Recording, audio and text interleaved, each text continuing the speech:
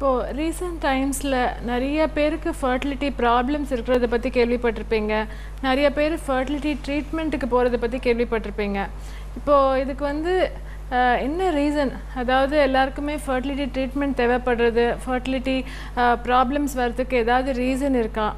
இப்போது main reason for fertility decline and treatment தேவைப்படுறதுக்கு main reason age தான். அதாவது ஈவன் ஒரு 20 இயர்ஸ் 30 இயர்ஸுக்கு முன்னால் கேர்ள்ஸ் எல்லாமே 19-20 இயர்ஸில் மேரேஜ் ஆகி 21-22 ப்ரெக்னென்சி ஆகிறத பற்றி கேள்விப்பட்டிருப்போம். ஸோ இப்போ education, career and career goals இதெல்லாம் இம்பார்ட்டண்ட்டாக ஆனதுனால நிறைய பேர் எஜுகேஷன் முடிச்சுட்டு கல்யாணம் ஆகி ஒரு ஸ்டேபிளாக கெரியரில் செட்டில் ஆனதுக்கப்புறம் மேரேஜ் பண்ணிக்கலாம் அப்படின்னு தள்ளி போடுறாங்க. மேரேஜ் ஆனதுக்கப்புறம் கூட கொஞ்சம் செட்டில் ஆகலாம், வீடு வாங்கலாம், இந்த மாதிரி கொஞ்சம் ஸ்டேபிள் ஆனதுக்கப்புறம் ப்ரெக்னென்சி வச்சுக்கலாம் அப்படின்னு டிசைட் பண்ணுறாங்க. ஸோ நிறைய பேர் ப்ரெக்னென்சி பிளான் பண்ணும் போதே லேட் 20s இல்லை 30s ஆகிடுது. This is one of the main reasons நம்ம ஃபர்டிலிட்டி ப்ராப்ளம்ஸ் பார்க்குறதுக்கு. இப்போ ஏஜ் ஏன் இவ்வளோ பெரிய இஷ்யூ ஆகுது? இப்போது ஃபேக்ட் என்னென்னா, நம்ம விமன் எல்லாமே இப்போ பிறக்கும் போது எத்தனை எக்ஸ் இருக்கோ அதே எக்ஸ் தான் லைஃப் லாங் ஒன்றுனா வெளியே வரும். இப்போது நம்ம பிறக்கும் போது ஒரு எவ்வளோ எக்ஸ் இருக்கோ அது 14 இயர்ஸ்லேருந்து 40 இயர்ஸுக்கு வரைக்கும் ஒன் எக்காக வெளியே வரும். ஸோ எக்கோட குவாலிட்டி, எக்கோட தரிக்கிற தன்மை, பேபி ஃபார்ம் ஆகிற தன்மை எல்லாம் 20 இயர்ஸ் ஏஜ் இருக்கும் போது மச் பெட்டராக இருக்கும் கம்பேர்ட் டு 32 இயர்ஸ்லேயோ இல்லை 35 இயர்ஸ்லேயோ. ஸோ அந்த எக்கோட குவாலிட்டி, அந்த எக் உள்ளே இருக்க குரோமோசோம்ஸோட குவாலிட்டி, பேபி ஃபார்ம் ஆகிற தன்மை, கரு ஃபார்ம் ஆகிற தன்மை எல்லாமே ஏஜ் ஆக ஆக டிக்ளைன் ஆகும். ஸோ எப்படி 20 இயர்ஸில் டக்குன்னு கல்யாணம் ஆகி 1 month 2 months இமீடியட்டாக ப்ரெக்னென்ட் ஆகிறாங்களோ, 30-32 இயர்ஸில் இட் டேக்ஸ் மச் லாங்கர். அதாவது 6 months 1 year 1.5 years ஆகும். ஏன்னா ஒரு மந்த் அந்த எக்கோட குவாலிட்டி நல்லா இல்லைன்னா ப்ரெக்னென்சி வரத்துக்கு வாய்ப்பு கம்மி. அண்ட் 40-42 வயசில் ஆல்மோஸ்ட் எக்ஸோட நம்பர்ஸ், குவாலிட்டி எல்லாமே ரொம்பவே குறைஞ்சிரும்.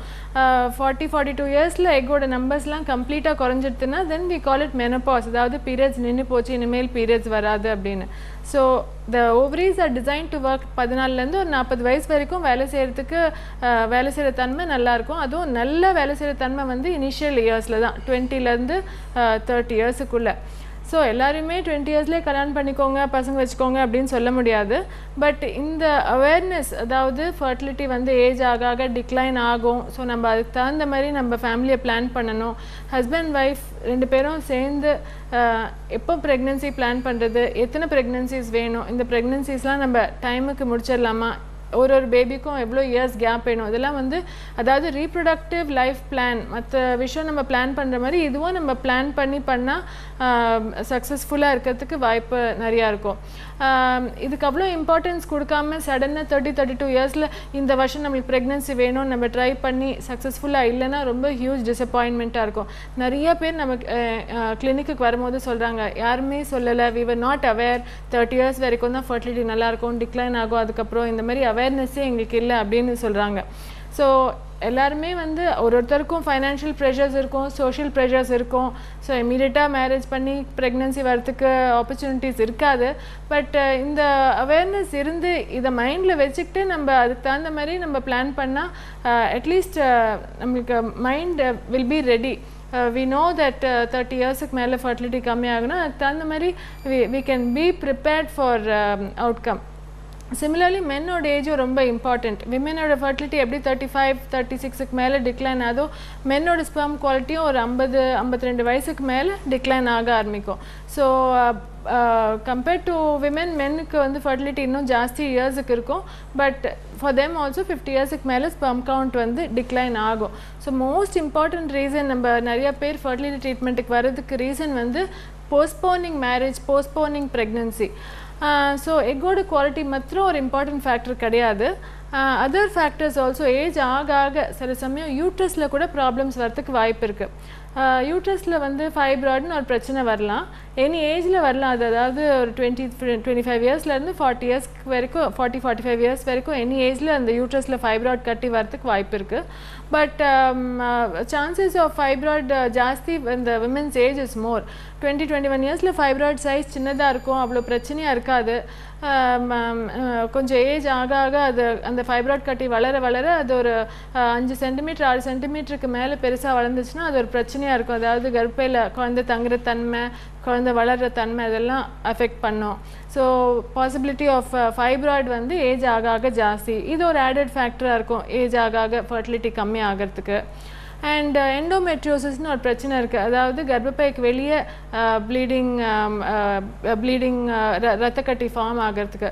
எண்டோமெட்ரியோசிஸ் பிரச்சனையும் யங்கர் ஏஜ் குரூப்பில் அவ்வளோ பெரிய ப்ராப்ளமாக இருக்காது. பட் ஏஜ் ஆக ஆக அந்த ரத்தக்கட்டி பெருசாக ஆக எக்கோட குவாலிட்டி, முட்டைப்பையோட வேலை செய்கிற தன்மை எல்லாமே டிக்ளைன் ஆகி ஒரு 35-36 இயர்ஸில் அது ஒரு ப்ராப்ளமாக இருக்கும்.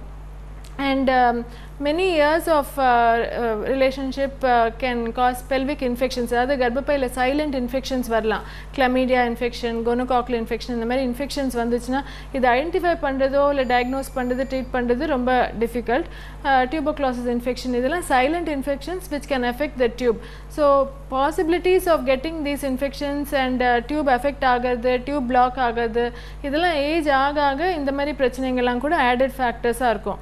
So not only egg quality, so uterusல பிரச்சனை, டியூப்ல பிரச்சனை, endometriosis, ஓவரியில் ரத்தக்கட்டி, இதெல்லாமே கூட ஏஜ் ஆக ஆக பாசிபிலிட்டி ஜாஸ்தி.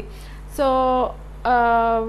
that is one of the reasons why நம்ம இப்போ வந்து பேஷண்ட்ஸ் வந்து ப்ரெக்னென்சி டிலே பண்ணுறதுனால இந்த மாதிரி பிரச்சனைகள்லாம் ஜாஸ்தியாக இருக்குது. அண்ட் பிரச்சனைங்க இருக்கும் போது நேச்சுரலி ட்ரீட்மெண்ட் நெசசிட்டியும் வருது.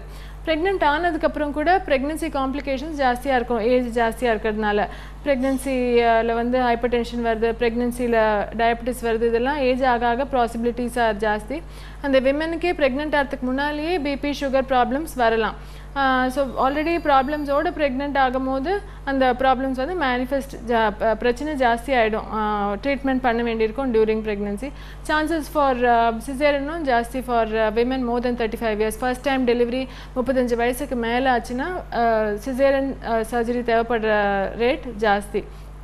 அண்ட் இன்னொரு ஃபேக்டர் நம்ம மனசில் வச்சுக்க வேண்டியது வந்து ஜெனட்டிக் ப்ராப்ளம்ஸ். அதாவது எக்கோட குவாலிட்டி கம்மி ஆகுதுன்னு பேசிகிட்டு இருந்தோம். எக்கோட குவாலிட்டி கம்மியாக இருந்ததுன்னா பேபி ஜெனட்டிக் ப்ராப்ளம்ஸோடு பிறக்கிறதுக்கு வாய்ப்பு ஜாஸ்தி. டவுன் சிண்ட்ரோம் அப்படின்னு ஒரு பிரச்சனை இருக்குது. ஸோ அது 35 இயர்ஸுக்கு மேலே மதரோட ஏஜ் இருந்தாலே அந்த ஜெனட்டிக் ப்ராப்ளம்ஸோட பாசிபிலிட்டியும் அதிகமாக இருக்கும். ஸோ இந்த மாதிரி பிரச்சனைகள்லாம் இருக்கிறதுனால ஒரு நேரத்தோடு 20 to 30 இயர்ஸ்க்குள்ளே பிளான் பண்ண ஹெல்த்தி ப்ரெக்னென்சி எக்ஸ்பெக்டேஷன்ஸ் வச்சுக்கலாம். And healthy reproductive life plan நம்ம பண்ணியாச்சுன்னா நம்மளுக்கு ஹெல்த்தி அவுட்கம் இருக்கும்.